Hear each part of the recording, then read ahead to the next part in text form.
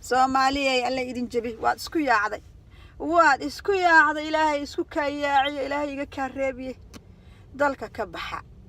dalka Soomaaliya malahidina ka baxa orda dalka ka baxa war waxaan u sheegayaa nimanka Soomaaliya haysta ee Soomaaliya magaca ka yeeshay lacag gata ee ku dhirgay war ka baxa dalka malahidina wallahi beedaan dalka Soomaaliya u lahayn wadalka Suudaan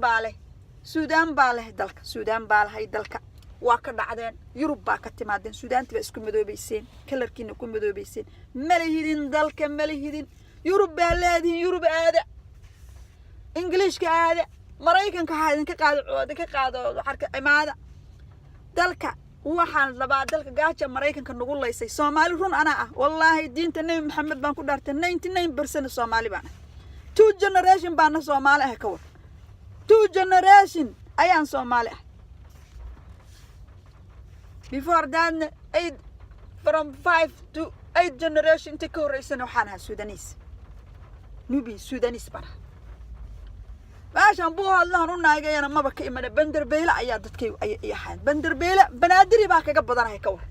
muqdisho maxaa buu hadlaa run baan idin sheegaya waa Indiana Soomaaliya loo keeno Soomaaliya waa Indiana loo keeno dalka mala iyadu dalka way nacab tahay waa dalka la kula shaqeysata adduunka le waa Indiana loo keeno dalka Suudaan baa iskale dalka Soomaaliya Suudaan ba Etoobiyaanka aad sheegaysaan waa Suudaan wallahi hal dhig oo Etoobiyaan inaan ku ay ugu jirin hal dhig Etoobiyaanka waa Suudaan weey ay Northern Eastern Africa marka lagu leeyahay waa Northern Eastern Africa 99% 100% Northern East Africa waa iska Suudaan moogta anu run baan idin sheegay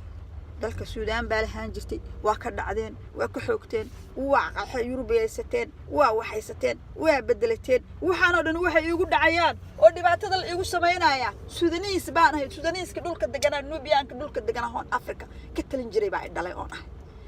Bandarbeyle iyo xeebta fadhii jiray markii dambana in lagu soo jabay oo balaayadu ku soo jabtay marka idinka balaayadii soo jabtay baad ka abuurteen dalka ka baxa 99% Soomaali anigu waxa Soomaali igu soo diray igu soo jeediyay ani because waan baaray wallahi baan ku dhaartay naagaha xaalada meesha asasariga ii baana idi 1% qofku ugu badnaa Soomaaliya 1% budhigeega noqday 1% waxa aan wala wiilkayga ka ahan hooyaday wala ka hooyaday xitaa ilaah baan ku dhaartay hooyaday dhiiga ay igu jirto boqolkiiba marka saa loo kala baro inta 1.5 oo inta halfka inta kasi badan probable in yaro half inta leega probable ayaa dhiigeed igu jira inta kale waxa waaye blue waxa igu jiro abahay baan raacay anigu baan sheegaya Soomaaliya dad xun baatiin daayiga aneedo waa in laga qaado Soomaali DNA-da waa in laga qaado Jubbaland Puntland waa in DNA-da laga qaado passport lagu siiyo DNA-deeda haddii 99% Soomaali tahay passportka Soomaaliya la siiyo haddii 50% European tahay 50% Soomaali tahay waa in laba passport u helo qofkaas passport European because waa qof European waa inuu isu arkin qofka 100% Soomaali oo xuquuqdiisa ka qaadan waa inuu haduu 50% Soomaali yahay 50% European 50% English waa inuu passport English helo passport Soomaali u helaya kowde qof laba passport leh uu noqonayaa oo jilba jinsiyadu haysto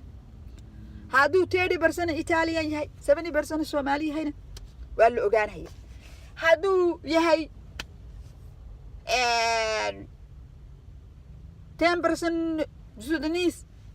90% Soomaali waa in dadka la kala saar waa in percentage dadka la kala saar qofka ha inuu is ogaado way fiicanta waa in la kala saar 100% Soomaali 99% Soomaali data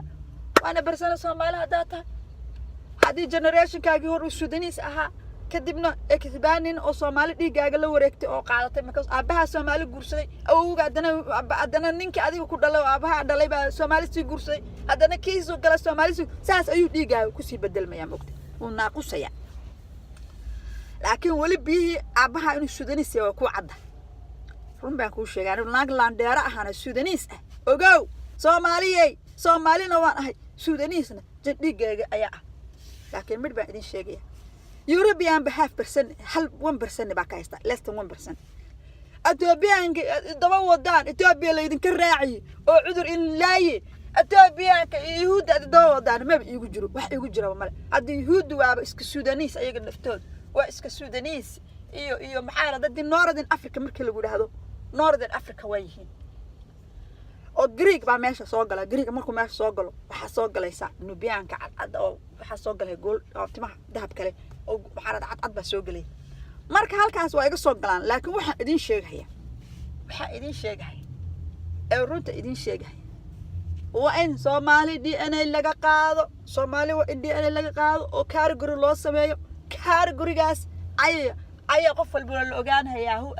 waxa trouble makerada ay dalka gubahaya dalka idinku malhidin dalka ka guura dalka waxa dad baagdaa gaajana laysa Europe meelba dadka gaaja ku laysa aniga hadda ma quraacan mana qaday ka war ma quraacan ma hadda ma quraacan ma khaayad ma horfadhiyo cuntada kama gadan karo gurigeyga hadda ma quraacan rubba idin sheegaya dadka gaaja waxay qof fursteen ku siinahay ma hadda waxa rabaa aniga dadkeen in shaqada loo ku dhiibo dadka aniga dadkeena naga naxay oo qada aan guri aan ka cuni karno oo waxaan siinaa oo dadka cunto siinaa oo dadka u naxay in dalka Soomaaliya loo ku dhiibo badaas ada hilib ari iyo dhiig baa barateena cuntaan dhiig ari geel ila dhiig dadkan cuntaan dhiig xoolaha weeyo dhiig dadka cuntaan dadka badda cuna oo fishka iyo malayga iyo maxaa raday waxa cuna ayaa wadanka la keenaya oo ka shaqaysta oo idinku shaqaysta ka baxa wadanka ka baxa malihidina ka baxa wadanka